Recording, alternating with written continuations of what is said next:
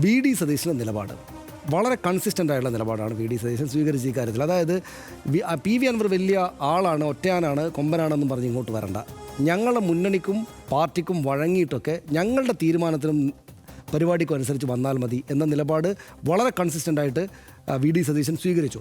ഇപ്പോൾ പ്രസാദ് പറഞ്ഞല്ലോ, V D Satheesan വന്നിട്ട് ഈ സംഭവങ്ങൾ സമവായത്തിൽ എത്തിയെന്നതിന് ശേഷവും വി ഡി സതീശൻ കുറച്ച് റഫായിട്ട് സംസാരിക്കുന്ന കണ്ടപ്പോൾ ഒരു അമ്പരപ്പ് ശരിയായില്ലേ എന്നൊരു തോന്നൽ നമുക്കെല്ലാം കാണുന്ന ആൾക്കെല്ലാം ഉണ്ടായി.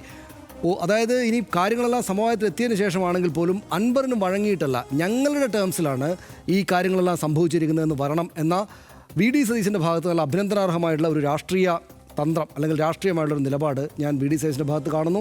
അത് ആ നിലക്ക് ഈ ടോട്ടൽ എപ്പിസോഡിലെ ഒരു പ്രധാനപ്പെട്ട കാര്യമായിട്ട് പറയണം എന്നെനിക്ക് തോന്നുന്നു. പിന്നെ പി വി അൻവറിൻ്റെ കാര്യം നമ്മൾ പറയേണ്ടതല്ലോ ഹർഷ. അതായത് ഇതോടുകൂടി എന്താ സംഭവിച്ചിരിക്കുന്നത്?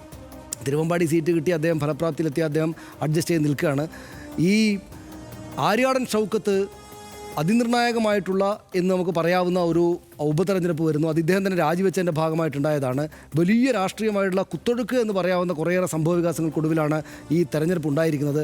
ആ തെരഞ്ഞെടുപ്പിൽ കോൺഗ്രസും യു ഡി എഫും അവിടെ വിജയസാധ്യത ഏറെ ഉണ്ടെന്ന് കണക്കാക്കപ്പെടുന്ന യു ഡി എഫ് അവരുടെ സ്ഥാനാർത്ഥിയെ വെച്ചിരിക്കുന്നു. ആ സ്ഥാനാർത്ഥിയെപ്പറ്റി എത്രമാത്രം വലിയ മോശം വർത്തമാനമാണ് ഇദ്ദേഹം ഇന്നലെ പ്രഖ്യാപനം ഉണ്ടായ ഉടനെ പറഞ്ഞത്. അഖിലേന്ത്യാ കോൺഗ്രസ് കമ്മിറ്റി പറഞ്ഞ പേരിന് പിന്നാലെ എന്താണ് അദ്ദേഹം പറഞ്ഞത്? എന്നിട്ട് ഇപ്പോൾ പറയാണ് അത് ഞാൻ പാർട്ടി മാറിയാൽ ആ നിലപാട് മാറാമല്ലോ എന്ന്.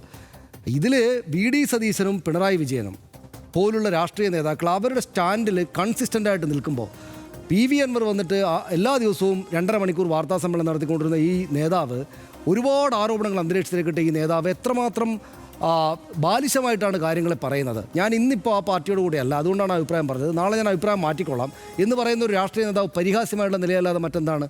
ഞാൻ പറയുന്നത് അവിടെ യു ഡി എഫ് ജയിക്കാനാണ് സാധ്യത എന്ന് പല തരത്തിലുള്ള പ്രതീക്ഷ യു ഡി എഫിനുണ്ട്. കാരണം അവിടെ ഒരു 14 തെരഞ്ഞെടുപ്പുകൾ നടന്നതിൽ 4 തെരഞ്ഞെടുപ്പിൽ മാത്രമേ എൽ ഡി എഫ് ജയിച്ചിട്ടുള്ളൂ.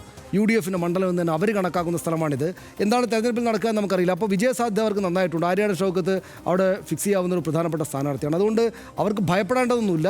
പക്ഷേ എങ്കിലും ഇതിൽ യു ഡി എഫിനും എൽ ഡി എഫിനും സന്തോഷകരമായ സാഹചര്യം പി വി അൻവറിനെ നിങ്ങൾ സ്വന്തം നിലക്ക് ഈ 2 വലിയ പാർട്ടിയെയും മുന്നണിയേക്കാൾ വലിയ സംഭവമല്ല എന്ന് ബോധ്യപ്പെടുത്തി എന്നുള്ളതാണെന്ന് എനിക്ക് തോന്നുന്നു.